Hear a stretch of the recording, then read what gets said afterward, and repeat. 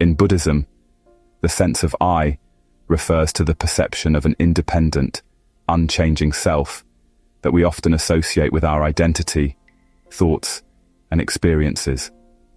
This I feels real and concrete, acting as the foundation of how we relate to the world. However, the Buddha taught that this sense of self is an illusion, arising from the interplay of impermanent factors. The idea of I is tied to the 5 aggregates, or skandhas, which are form, or the physical body, sensation or feelings, and sensory experiences, perception, or recognizing and labeling objects, mental formations, or thoughts, intentions, and emotions, and consciousness, or awareness of experience. While these aggregates create the illusion of a cohesive self, none of them, individually or collectively, forms a permanent or inherent I. A traditional analogy used in Buddhism to explain this concept is the cart. A cart may appear to be a single, unified object, but when broken down into its components, wheels, axle, sides, and shafts, it becomes evident that there is no intrinsic cart.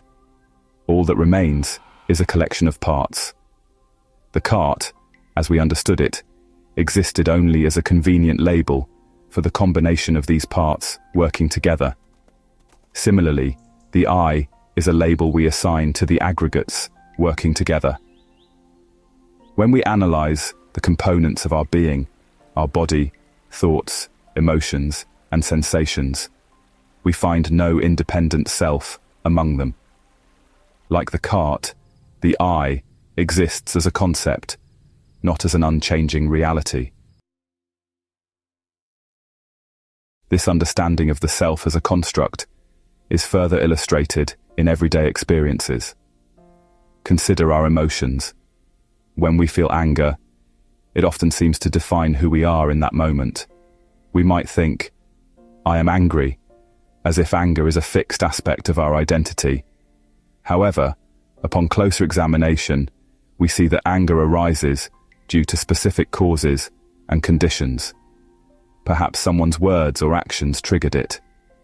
The anger eventually fades, replaced by another emotion, such as calm or joy. If the I were truly fixed, how could it change so fluidly? This demonstrates that emotions, like all experiences, are impermanent and dependent on external factors, not intrinsic qualities of an unchanging self. Another example is the body itself. We often identify strongly with our physical form, thinking, this is me. Yet the body is in a constant state of change. Cells die and regenerate, hair grows and falls out, and the body ages over time. The body we had as a child is entirely different from the body we have as an adult, yet we continue to cling to the idea of a single, continuous I. If we examine the body part by part, hands, feet, organs, we cannot pinpoint where the I resides. The body is a collection of parts working together, much like the cart, but it does not contain an inherent self. Buddhism also uses the analogy of a river to illustrate the nature of the I. A river appears to be a single, continuous entity, but in reality, it is made up of constantly flowing water. The water we see in a river one moment is not the same water we see the next. It is always changing. Similarly, our sense of self appears stable, but it is constantly shaped by new thoughts, emotions, and experiences. Like the river, the I is a dynamic process, not a static entity.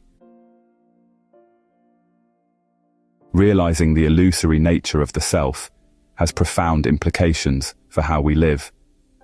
Most of our suffering arises from clinging to this false sense of I.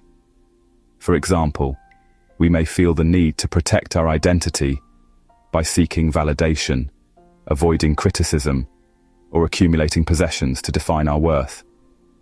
These behaviors reinforce the illusion of a separate self, leading to attachment, fear, and dissatisfaction.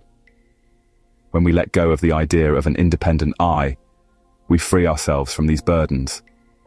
We stop seeing life as a competition or a series of threats to our identity. Instead, we begin to view experiences with openness and equanimity. Understanding the nature of the I also transforms our relationships. When we recognize that others, like ourselves, are not fixed entities, but ever-changing beings shaped by conditions, we naturally develop compassion. We no longer see others as rivals or obstacles, but as interconnected parts of the same vast web of existence. For instance, if someone speaks harshly to us, we might usually react with anger, thinking, "They are attacking me." But with the understanding of non-self, we can see their words as arising from their own struggles and conditions, allowing us to respond with empathy instead of defensiveness. The journey to dismantle the illusion of the I requires mindfulness and self-inquiry. Meditation is a key tool in this process, helping us observe our thoughts, emotions, and sensations without clinging to them. For example, during meditation, we might notice a thought arise, such as, "I am unworthy." Instead of identifying with this thought, we can observe it as a passing phenomenon, not a defining truth.